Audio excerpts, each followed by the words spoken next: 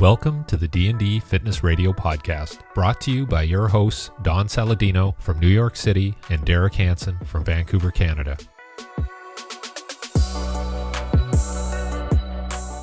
In episode 38, we speak with Dr. Pat Davidson. Everything good? Yeah, man, I'm doing really good. Yeah, things are going great. Busy, but in a really good way.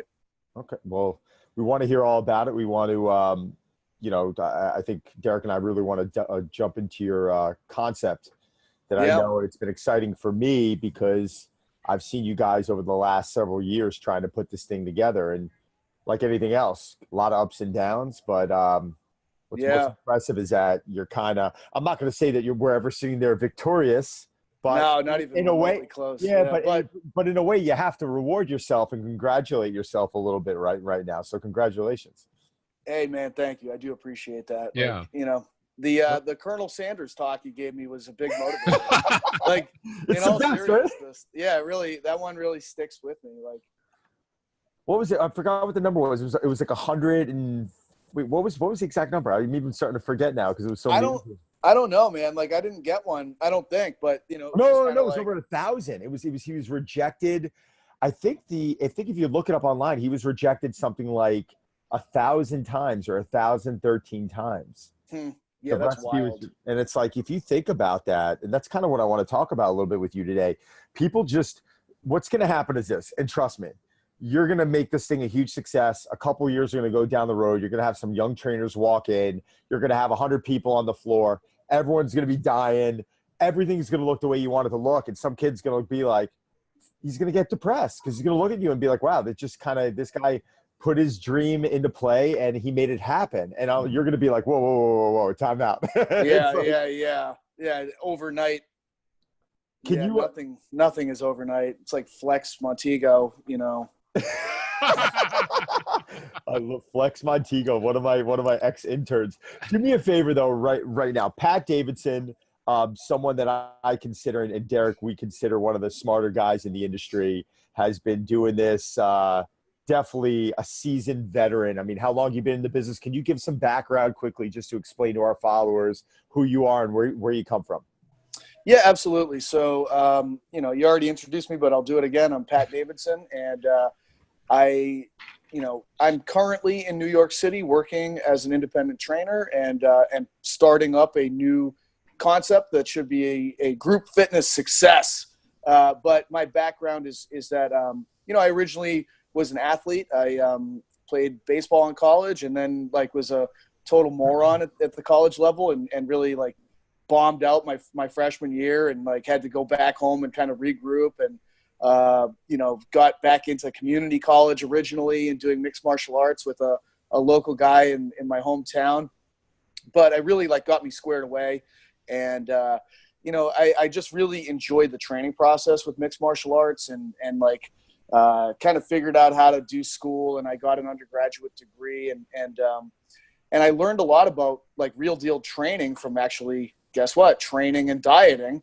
And just taking advice from people that have been in the trenches for a long time. One of my early mentors outside of my coach, he was obviously the biggest mentor, John Burke, but he was buddies with a guy named Jeff Martone, who has been big in the kettlebell world for a long time. And he's competed over in Russia and he's taught the CrossFit kettlebell certification, and he's taught a million kettlebell things over the years. He's put books together on kettlebell training and tactical athlete training. And he's a great dude. And he is a master of the kettlebell craft. But he came in and cause he and John trained at the same martial arts place in Foxborough, Massachusetts growing up. And, they just trained super hard and went at it. And but Jeff, he came in and did a whole weekend seminar with the fighters and showed us pretty much everything ins and outs of kettlebell training. But to me, it was just kind of wow, there is a whole world of these people that are masters of their craft in the world of exercise and training. And from there, I got introduced to Westside Barbell, and one of the guys I trained with had all the tapes, the squat workout tape and the bench workout tape. And I got introduced to percentages and crazy stuff like bands and chains and like dynamic effort, repeated, like all the methods that those guys have. And that again opened my eyes up to like almost like, you know, intensity and volume and mathematics. And when it comes to program design and like actual categories of different fitness qualities. I remember I got an undergrad degree in history, and my mixed martial arts coach, you know, at that time, like I didn't really have a job in history. Like there was a teacher hiring freeze. So I wanted to be a high school history teacher, and they just weren't hiring teachers in Massachusetts. So I was driving a fish delivery truck and competing as a fighter. And it was horrible. Like I was working 80 plus hours a week. Like my life consisted of like dragging around tuna fish by a hook, putting bands around lobster claws, like gutting and filleting codfish, and then delivering it to restaurants and resorts and stuff like that on the Cape. And, you know, my coach could tell, like, it was just sort of like, you know, kind of a miserable existence, not really like going anywhere, sort of spinning my wheels. And he was like, you know, I don't know anybody that likes to train more than you. And you also like are self-educating yourself in that world. Like, why don't you go back and get a degree in that area?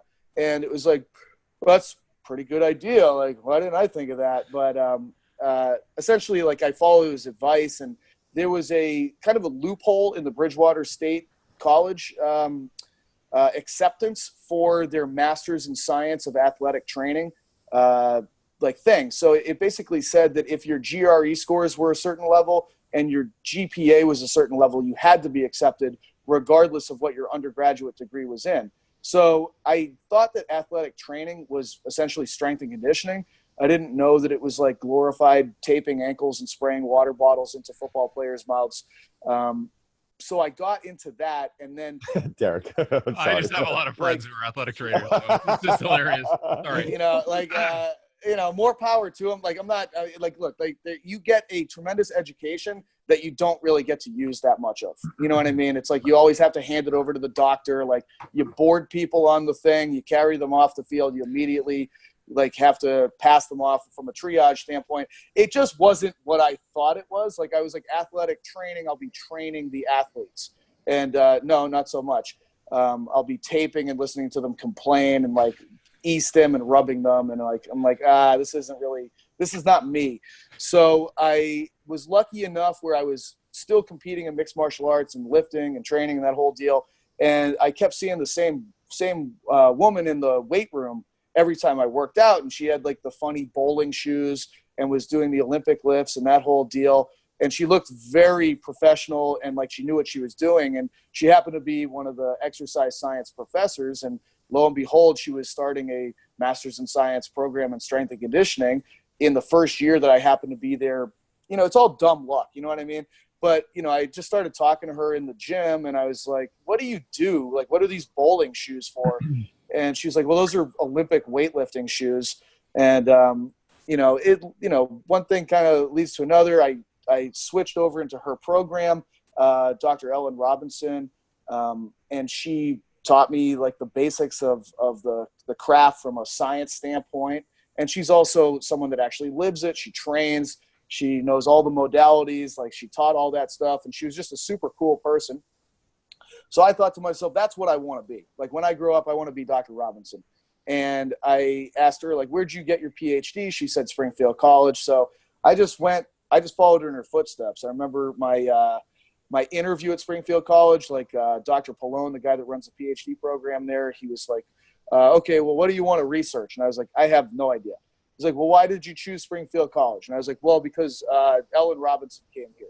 And he was like, what kind of reason is that? And I was like, well, it's my reason.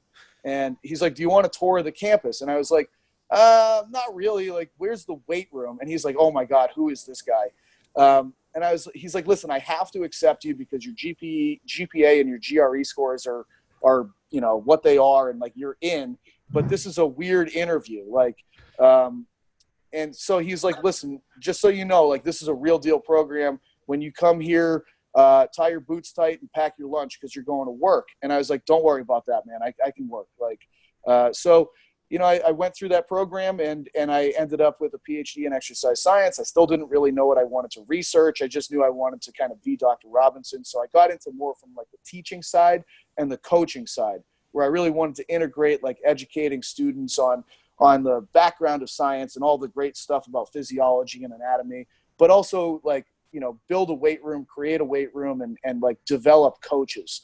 And that's what I attempted to do at Bridgewater State and Springfield College. At Springfield College, like I ended up probably being a little bit too unconventional and like difficult to manage. I'm not a good employee, long story short. And they wanted me to leave, and it was probably a good thing for me to leave because it sent me down here to New York City. And, it's just been a roller coaster ride in New York City, but I've enjoyed it due to the freedom of like private sector and kind of being able to work fast, think fast, and create whatever the hell you want.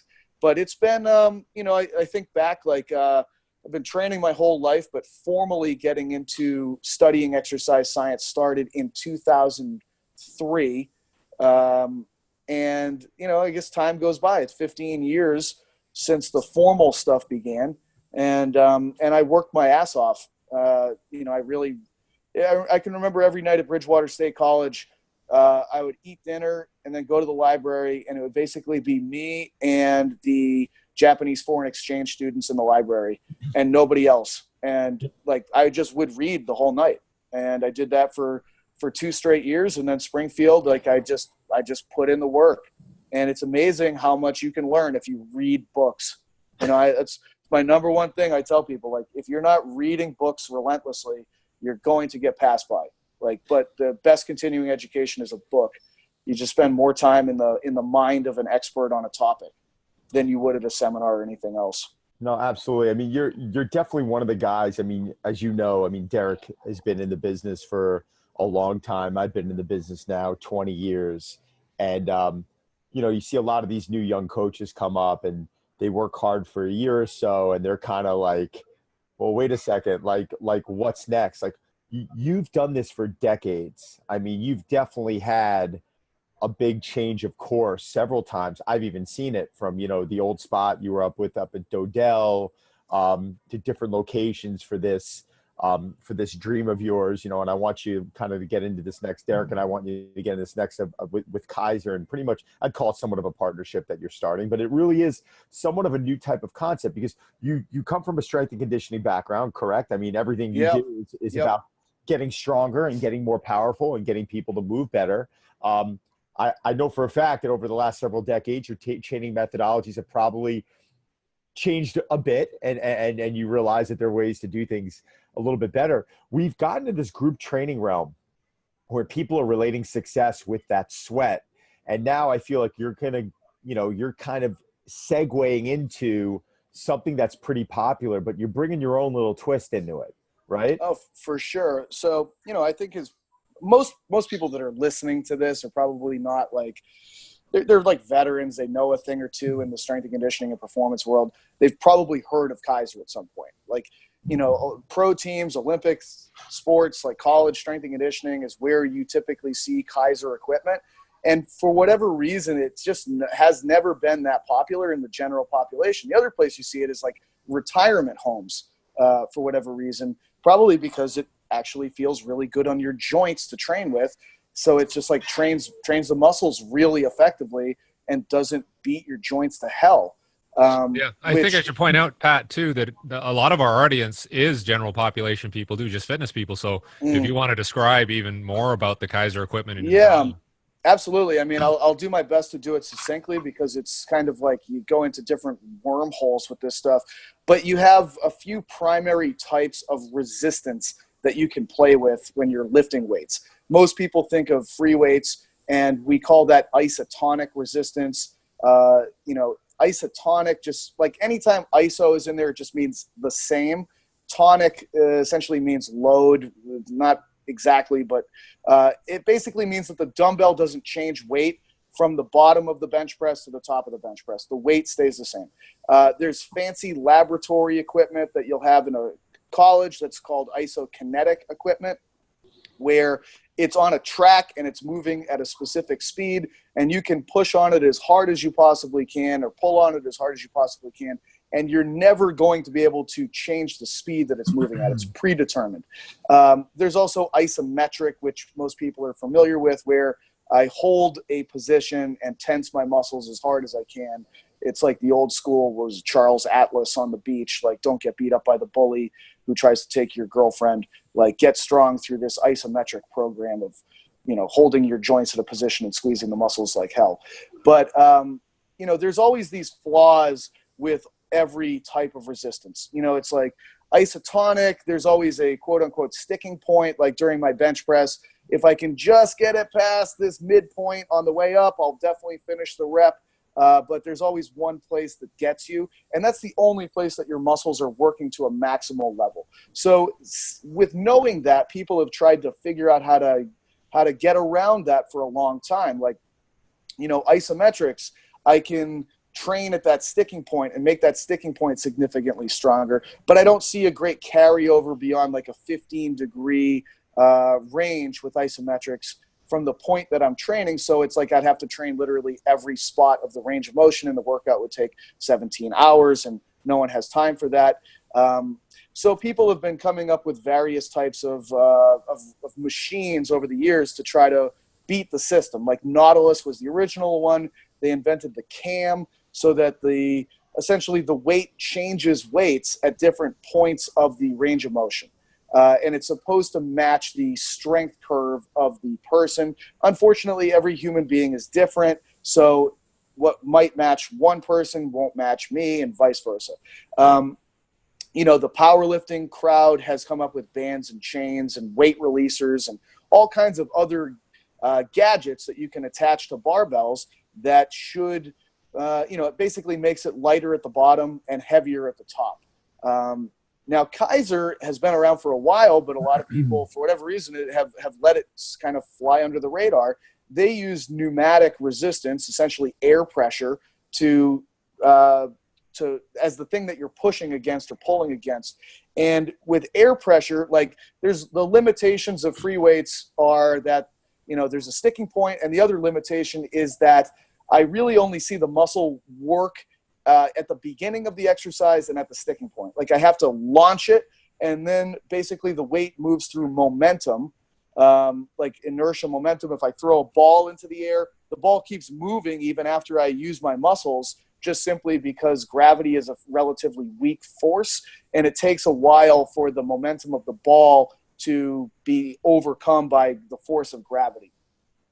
Air pressure is much more constant. Like if I had a light bar and I tried to bench press it as fast as I could, it would just move very quickly. It would be out of control. I would spend more of my time slowing it down at the end of my range of motion with a barbell. With air pressure, there is zero momentum. It is a constant force against you. You have to continuously use the muscle at a level that's very close to the maximum that it can work at throughout the entire range of motion.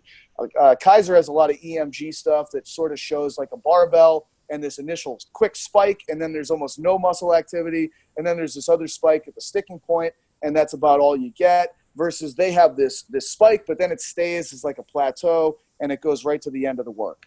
And it's like, you explain all these things to people, and like they shut their ears off and their eyes glaze over like within 15 seconds. And it's like, hey man, just try the damn thing. And people are like, oh wow, you can't really, it just is so relentless and constant the way that it pushes on you, but it feels good. Like my joints don't hurt. Like my shoulder hurt before I did this set, and actually it feels better after. That's kind of weird. So it's like, it gives this great proprioceptive feedback the entire time, because the muscle and all the mechanoreceptors in the joint never get this break or this time where they can be off and the communication signaling is lost.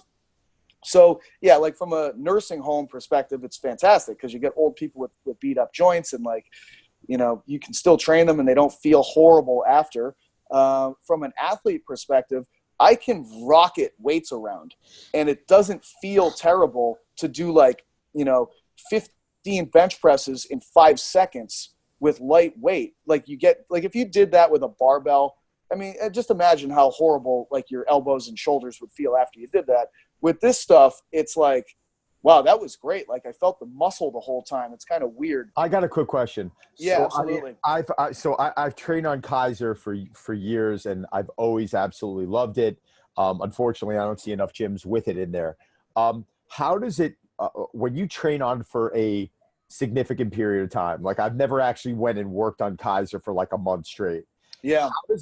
How's the carryover? How does it convert when you come back to a bench press? And I know a lot of this has to do your ranges, et cetera, but in your experience, what did you find? I've never had the opportunity to consistently train on it because you just can't find it too many places. Right. And most people don't have the racks either, where you can combine the barbell with the iron and the air at the same time. So it's kind of like, I'll let you know when we get there. But I would love to come check it out. I mean, when I was at Verstegen's place years ago out in Tempe, I remember he had all the racks, and I fell in love with them. This is years ago. But, I mean, I know you guys are going to be kind of kicking off soon. I'd love to maybe come up there for, anytime. Yeah, I would love to. I would really love to. I mean, it'd be a lot of fun. It's like I had really, really high expectations, and they've been exceeded in terms of the way that it feels to lift on this stuff. I just kind of had gotten to the point where I'm like, well, my knees are just going to hurt for the rest of my life. That's just kind of what it is. But that's what you play, you pay. And right. It's like, if you want to squat 500 pounds day after day after day, that's just what's going to happen to you. And literally within the first week of using this stuff, it was like, I've never felt my hips and my hamstrings and all the right muscles work the way that they have been working. And I have zero knee pain. And it's like, holy shit. Yeah, same thing with shoulder and incline bench. I'm putting it in the program because I work out in a group, and it's like, well, I'm just going to have to experience this dagger stabbing me in the shoulder for 3 sets of 10. And that's just what I dealt with for the last 8 months. And then all of a sudden, literally within a week, it's like my shoulder feels 100% better. So it's just wild to me what that can do from the way it feels so that's greatly exceeded my expectations. Yeah. And that's you with this training history. How are you marketing it towards, say, people who don't have the same experience, the general population? Are you bringing that angle in too, or how else are you presenting it? I mean, to me, it's, you never know. It's a startup company. So that when you think you don't really know anything. You literally have to go through the scientific method, the empirical process. The Lean Startup was a great book to read, kind of from the tech world and them talking about it. Because there's been so many startups, and these guys are super smart dudes. So they've kind of analyzed what leads to success in a startup. And essentially you have no idea. You have to try stuff and actually observe and hypothesize about what's working, why it's working, and then test it, and then just follow the direction of what's working. I mean, we have an idea, overall, what we're going to do with this Kaiser equipment, because it's what is it?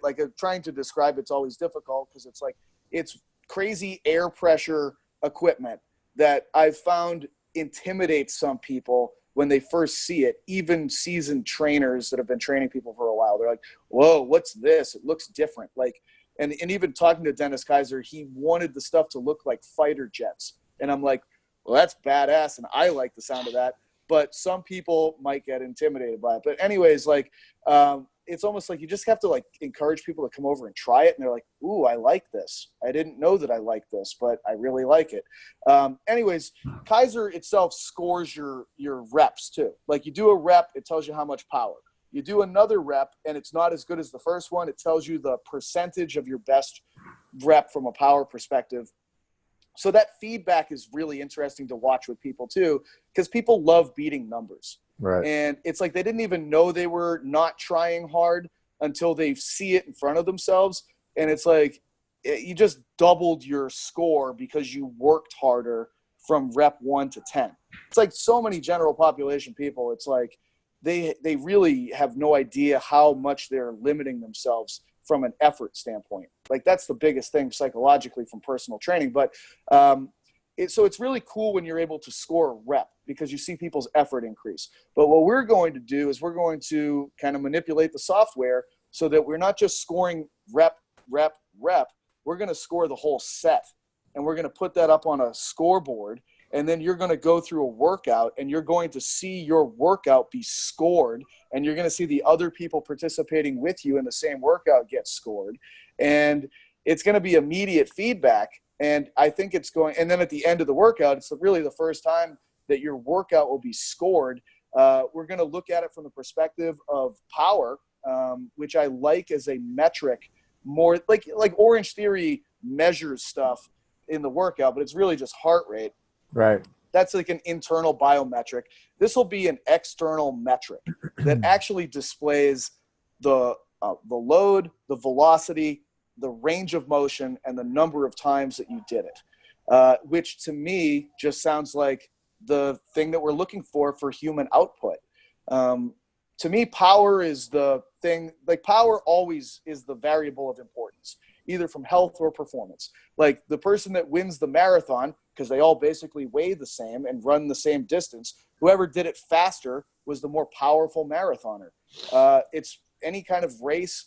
Even from a health perspective, I always talk about VO2. People don't think about it, is a power metric because it's looking at it from a perspective of a 1 minute time period. How much blood were you able to eject from your ventricle, and how much of it were you able to utilize or oxygen at the cellular level in terms of uptake? But power is the critical variable, and this will measure how much power you can do under whatever kind of workout you want to design. And you can see it scored. And I think that it's, from a psychological perspective, going to get people to work harder. And from a, what's happening from an adaptation standpoint, your body looking better, feeling better, performing better, mo work equals mo better body. Right. And this is going to be separate from your free weight section, correct? So you obviously, and I know you will continue to squat and deadlift clients and do all that good stuff, but this is primarily a set class. We're either going to go in, it's going to be roped off, and you're going to have stations, I take it? Maybe not here. This is almost like an expensive advertisement, but yeah. It's New York City. We're one avenue over from Fifth Avenue. What are those things? Yeah. Every one of those stores is an expensive advertisement. You're not making any money on those things. Yeah. But if you're Gucci, you better have like a Fifth Avenue location, or you're not real. So, this is to me, this is an advertisement. We got 10 stations. When I want to make this into a group fitness thing, there's going to be a minimum of 30 stations and 30 people at the same time in there. And guess what? You're still squatting, deadlifting, and bench pressing, because there's still racks with barbells. And then there's other machines as well for whatever you want to do. And quite honestly, you can do any kind of barbell lift in a group setting. It's really like measured CrossFit if you want to do it that way. But with probably, I'm not going to select Olympic lifts for 40-year-old plus people. But I also will be able to see from a safety perspective, like what velocity. I mean, it's amazing. Like, we just trained lower body today, and it's like you can just watch your power on every squat, and it just syncs up with when you're going to fail.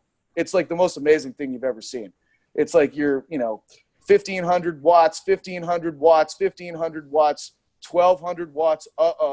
Like 800 watts. Like, God, this is really like getting there. And then the last one's like this terrible thing, and it's like 400 watts, and you're like, yeah, that thing just read my fortune for me.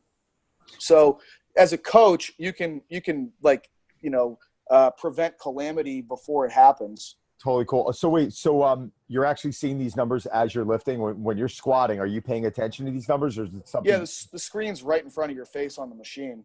Do you think that's negatively affecting your head when you start seeing the numbers start to dip?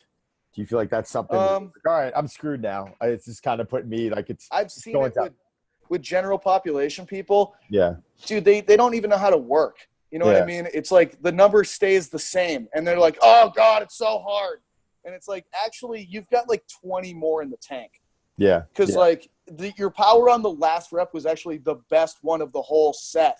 That was not a 10 RM. That was a 30 RM that you did for 10, and you thought it sucked. Like, right. Versus like you can see the truth happening right there in front of you.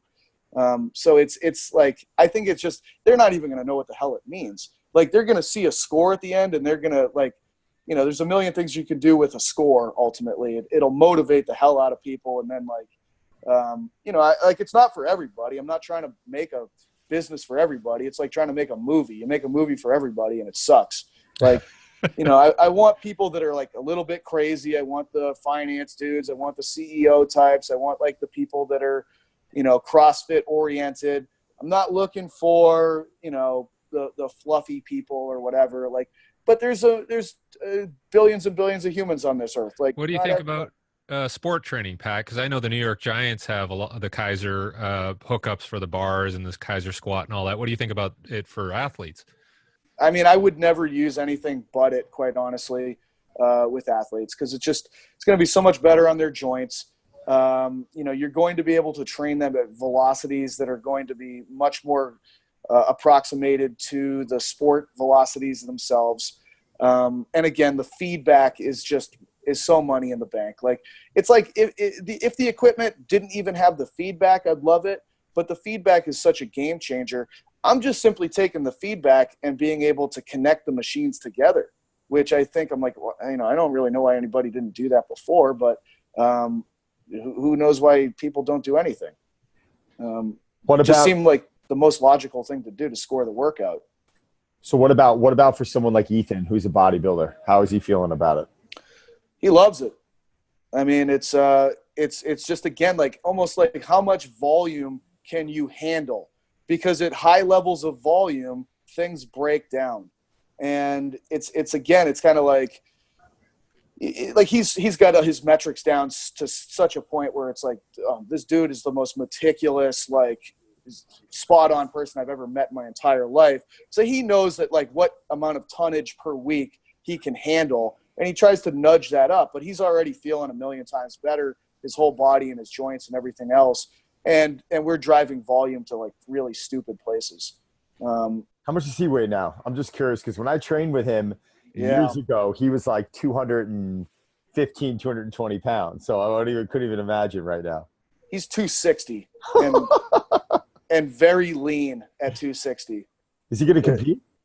Yeah, he competed over the summer, and he almost like he was like, I just want to see if it's going to be worth it, because if I'm going to be a pro bodybuilder at the highest level and, like, win the Olympia, I'm going to have to live like, life is going to be hell in a lot of ways.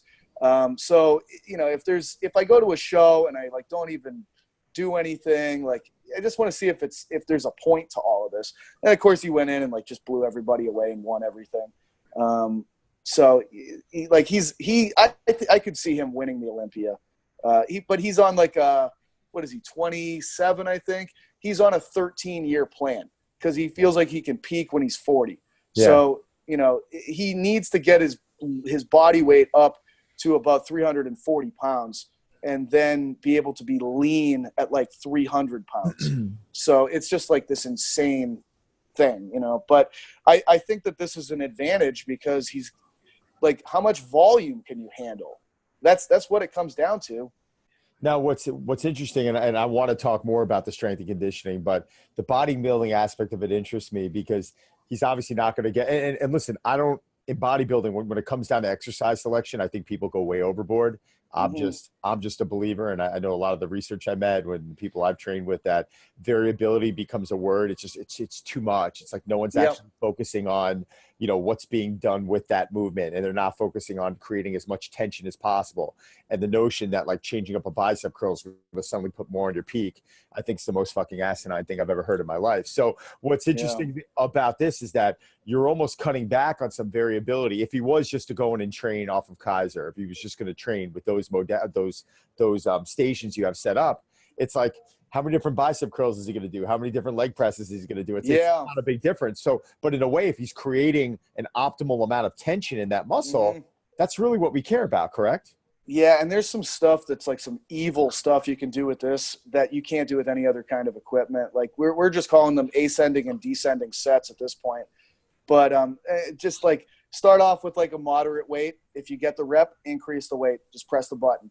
If you get the rep, increase the weight. Increase the weight. You just kind of build up until you hit a max rep. And then guess what? You decrease the weight, and you keep getting more reps, more reps, more reps.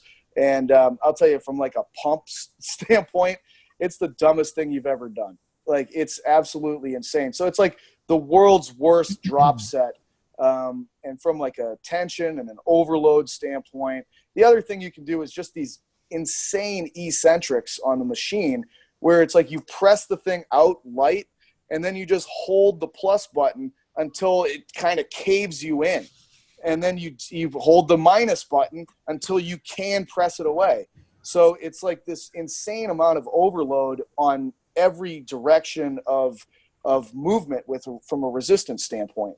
I've got kind of a stupid question though, but this kind of Derek's laughing. It did just pop up in my head though, because you are eliminating so much joint pain, and you are, because I've trained on it.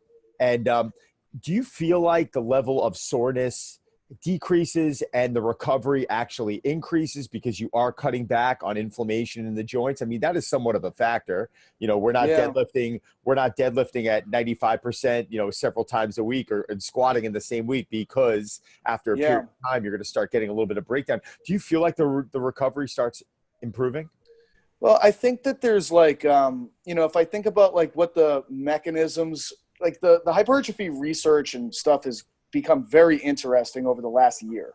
And it's almost like you know, you can get the same hypertrophy response from a 20 rep set as you can from a 10 rep set. Like you can get it from, it doesn't matter. You just have to hit, like, the most important variables from a hypertrophy standpoint are, number one is mechanical tension. Are you hitting extremely high levels of mechanical tension?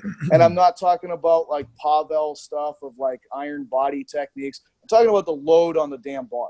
Like that's what is going to create mechanical tension. Number two is volume.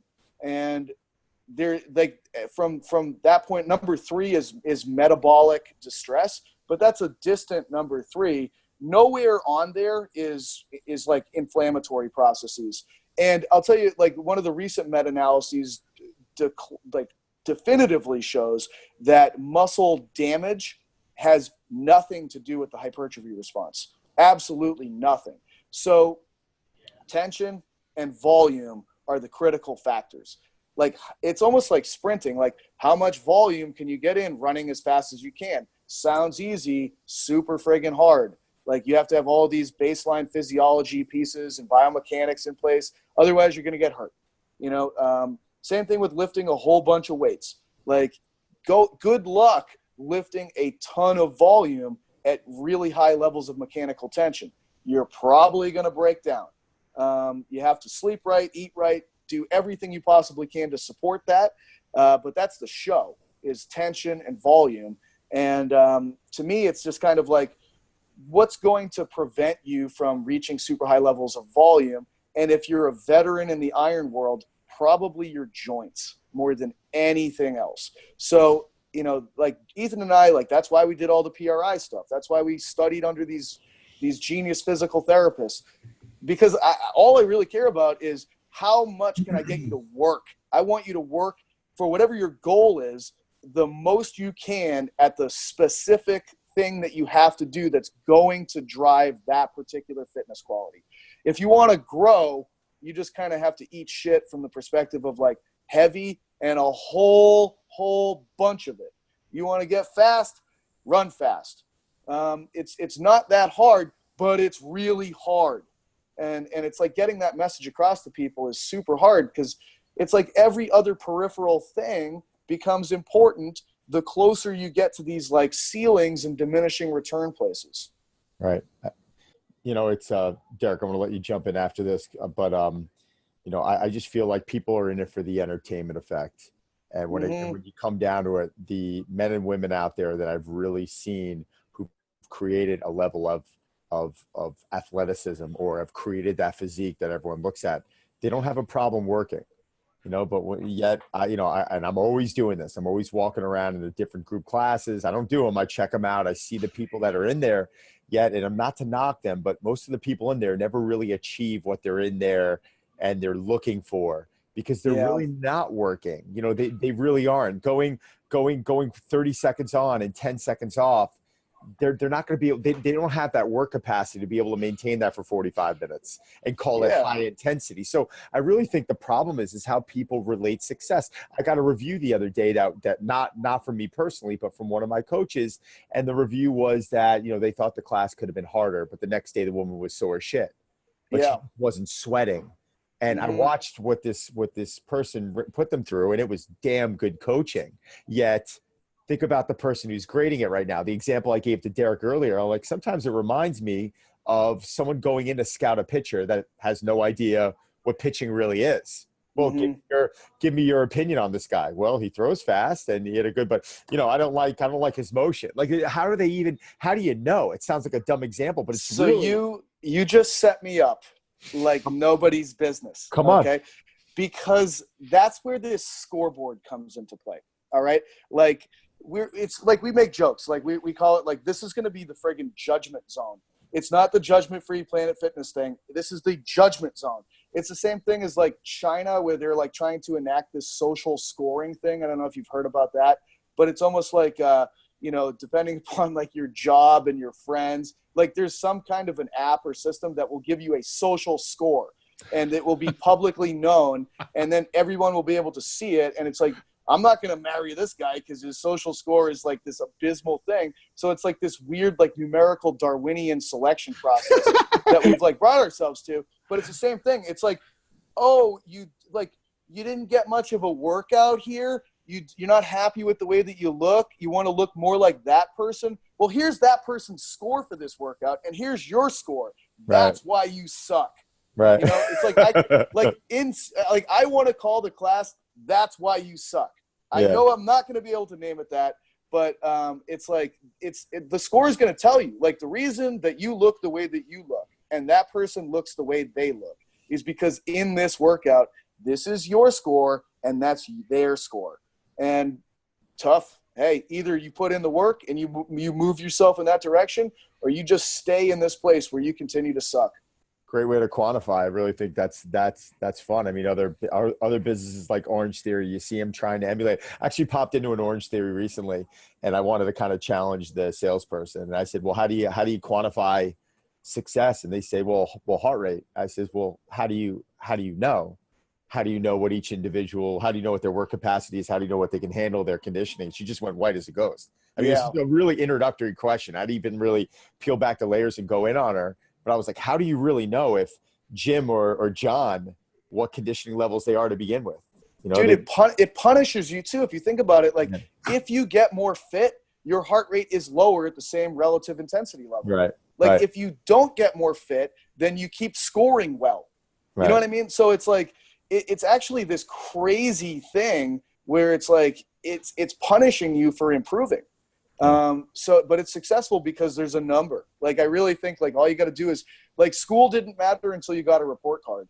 And a lot of things don't matter for people until they see a score come back at them. I've learned that firsthand in New York. Like, these finance guys, you work with them, and like they're just demanding of some kind of quantitative thing coming back to them.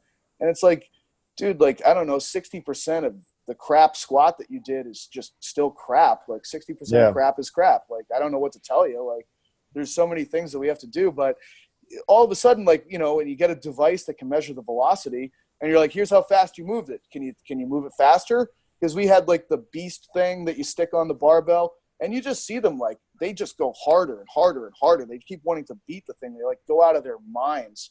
And in some ways that's what you need. Like, I'm like, well, all the coaching in the world that I was trying to do didn't hold a candle to just giving this guy a score and making him like lose his shit to try to beat the score over and over again. So I'm not gonna fight what's working. I'm just gonna accept that this is a really good approach and let it run its course. So it's been a great learning experience. Yeah, I'm really interested in the whole idea of like your joints aren't as punished by the equipment, and I understand that there's going to be tension and there's going to be flexion, extension, and what do you attribute that to? And is it just when using conventional weights, is it the acceleration deceleration component? Without getting too insanely theoretical from a physics standpoint. When you think of everything in regards to performance, I would say is the force equation is the most important thing that there is. Force equals mass times acceleration. With regular weightlifting, the only variable that you're affecting is the mass variable, because the acceleration variable is the gravity acceleration. So I'm affecting mass, which is the amount of weight on the barbell. Acceleration is constant because it's gravity. So here's the trick when it comes to Kaiser and pneumatics.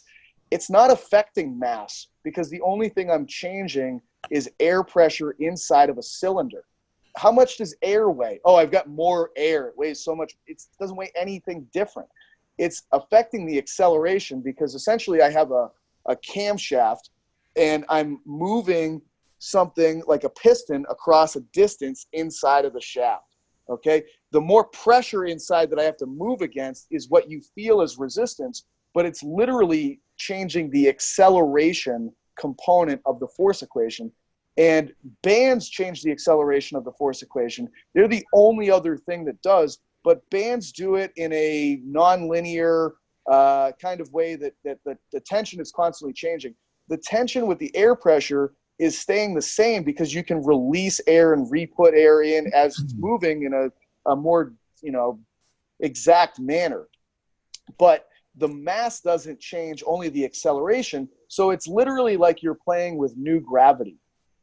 Gravity is no longer the factor that is causing the acceleration component to change. So, I don't look, beyond that statement, I don't understand it. And no one understands it because we don't even really understand gravity from a basic physics standpoint. The smartest physicists in the world will say, we acknowledge that gravity exists, but we don't understand why it exists or where it comes from.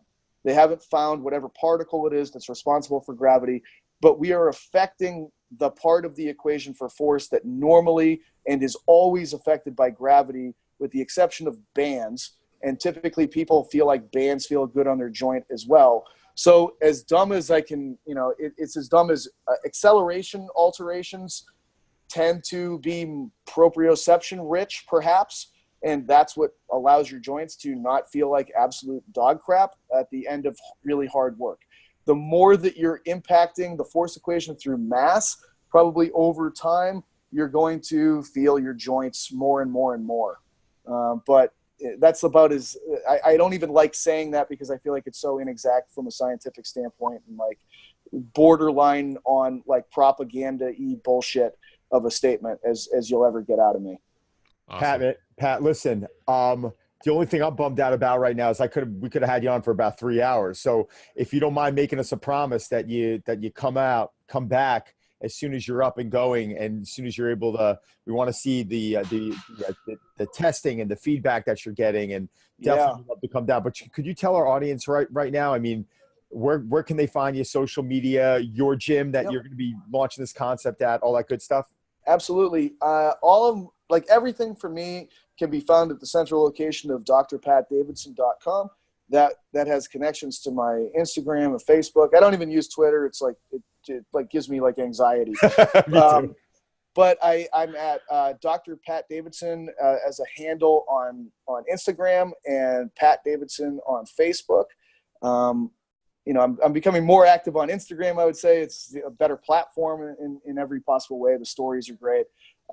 So that's a great way to find me from a social media standpoint. And I am at Hype Gym Union Square. It's right in Union Square in New York City. We are over near the 17th Street side. We are on the northwest corner of Union Square, right next to McDonald's, where the loser of our fantasy football league, Vinny Brandstatter, had to jump in the McDonald's grease dumpster because he was not active enough on the waiver wire. But hey, I love this place. Like, we have a lot of fun over here. We got a great crew, and it's a good atmosphere, a good environment. I'm always accepting new clients, and so this has been great. I agree. I feel like the only problem is that it's like too short, but that's probably. We're gonna do it again. We're gonna do it again next fall. Man. Done. So what we'll do is we're gonna wait for you to launch, and then we're gonna get you back on, and we're gonna hear about all the success. And Pat, again, honestly, man, like everything you're doing, been keeping an eye on you even on social media for years. Really admire everything. Glad to call you a friend, and let's do this again soon. All right. Hey, that's as mutual coming right back at you as it could ever get. And I can't thank you enough we've had a lot of sit downs, and you've helped me out a lot through this process. And many more good ones for all of us. All right, brother. I'm looking forward to it, man. Thanks, guys. Hey, Derek, take care, brother. I got to bounce. Thanks a lot, guys. Take care.